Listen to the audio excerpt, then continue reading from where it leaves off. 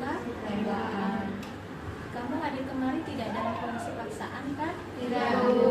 Ataupun ada diiming-imingi? Tidak. Ya. Jadi asas kesukarelaan dan terima kasih sudah bersedia untuk ke ruangan ini. Yang kedua adalah asas kerahasiaan. Jadi Ibu mohon apapun nanti yang akan kita bahas tidak ada yang berbicara di luar, ya.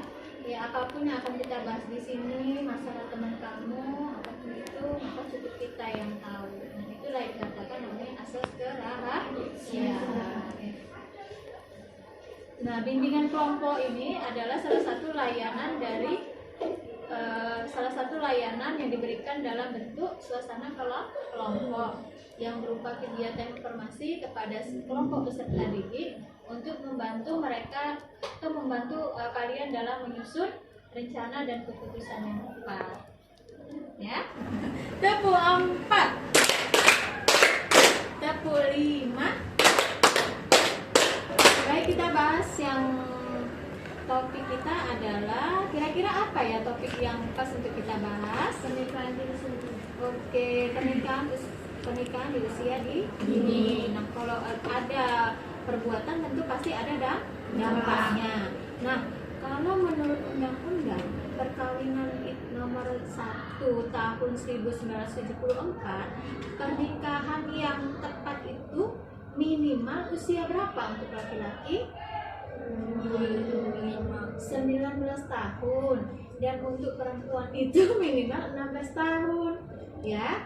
Jadi itu dibolehkan, tetapi sebaiknya itu harusnya di atas usia yang 19 tahun dan 16 tahun tadi gitu. Karena kalau di bawah usia 21 tahun maka harus ada surat izin, ya. Surat izin dari keduanya, baru salah satu orang tua yang ditunjuk sebagai wali. Nah, kalau gitu apa kira-kira penyebabnya sekarang maraknya pernikahan dini? Hamil di luar nikah. Seperti itu, kenapa dia hamil di luar nikah? Karena pergaulan bebas. Nah, akhirnya dia bergaul dengan sebebas-bebasnya, ya kan? Akhirnya hamil, lalu dipaksalah untuk menikah, padahal belum siap kan, belum tahu juga bagaimana cara menjalani kehidupan rumah tangga. Setelah itu apa lagi? Oh ya, pacaran ya. Nah, makanya pacaran itu ngapain sih? Biasanya saya dengar cerita teman pacaran itu buat senang-senang aja biar gak kesepian. Oh, terus kok bisa kok bisa hamil dari pacaran? Mungkin kebawa nafsu. Iya, makanya dalam Islam, dalam agama juga kita kan dilarang untuk mendekati yang namanya pacaran, karena pacaran itu adalah bentuk perbuatan ataupun perlakuan yang mendekati zina. Makanya dilarang dalam agama. Lihat anak ibu, dengan pacaran ternyata memiliki dampak yang sangat fatal ataupun sangat buruk, ya kan? Alasannya cinta, terus diajak ketemuan. Nah, kalau sudah berdua-duaan, yang ada yang ketiga itu adalah setan. Mau sekuat apapun iman seseorang, kalau sudah berdua-duaan, maka terjadilah hal-hal yang tidak diinginkan. Makanya sebelum kita terjadi sesuatu yang mengakibatkan dosa besar, maka kita hindari. Itulah makanya dalam Islam tidak boleh yang namanya kita pacaran. Terus rasa suka, rasa cinta itu boleh nggak? Boleh, tetapi harus kita jaga. Rasa cinta kita itu tidak ditunjukkan dengan suatu perbuatan. Cukup kita yang tahu, dan insya Allah kalau kita benar-benar menjaga, kita akan dijauhkan dari perbuatan-perbuatan yang tidak diinginkan. Nah, kalau misalnya dalam pernikahan usia dini, siapa orang yang paling berdampak buruk? Perempuan ya. Masa usia di bawah usia 21 tahun ataupun misalnya usia minimal 16 tahun itu adalah masih masa pertumbuhan. Ya, segala makanan yang kita makan itu akhirnya kan berbagi kalau hamil usia dini kan.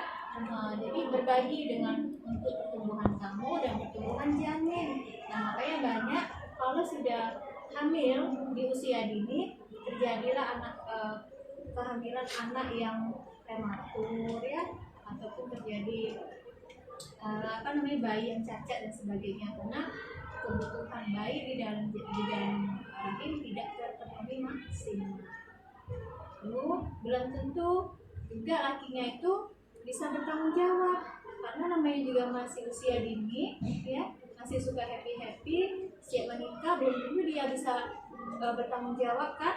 Nah, makanya anak ibu sebelum itu terjadi, sebelum kita jadi korban, maka kita harus waspada ya, kita harus waspada dan kita jaga itu, jangan sampai kita menjadi korban dari pernikahan usia dini. Kamu itu fokus saja untuk belajar, fokus untuk meraih cita-citamu.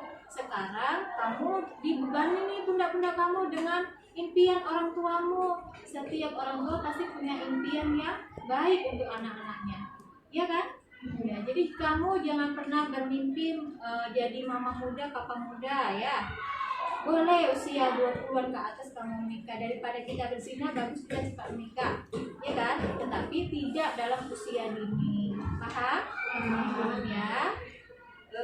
Kita masuk ke dalam ini. Silakan kalau ada yang mau ditanyakan atau mau diskusi.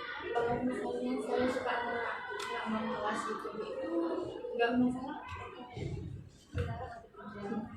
Kan sudah ibu bilang rasa suka itu adalah fitrah. Kamu mengaguminya itu karena apa? Itu baik Bu. Terus Ya makanya dia baik Bu. Kalau kan saya suka sama dia juga, dia kan belum tentu dia suka sama saya, terus dia tetap menghargai saya gitu Bu, kayak enggak nggak apa-apa. Kita kagum dengan seseorang itu fitrah. Misalnya kita kagum dengan wajahnya, ya, kagum dengan kepintarannya, itu manusiawi gitu, bagus, fitrah. Malah kita bersyukur kita suka kagumnya itu dengan lawan jenis yang berbahaya, itu kita kagum cinta dengan sesama jenis. Nauzubillah ya, jangan sampai. Jadi tapi tadi bilang suka boleh, kagum boleh, simpati boleh, tetapi tidak harus diekspresikan dengan tindakan. Jangan sampai kita termakan, yaitu faktor penyebab pernikahan di usia dini itu ada beberapa. Yang pertama adalah faktor pribadi, ya, faktor pribadi yang terjebak dalam pernikahan yang sebetulnya tidak diinginkan. Itu tadi dari awalnya cinta, ya, akhirnya sampailah karena pergaulan yang terlalu bebas sehingga terjadi sesuatu. Ada faktor hukum, ya.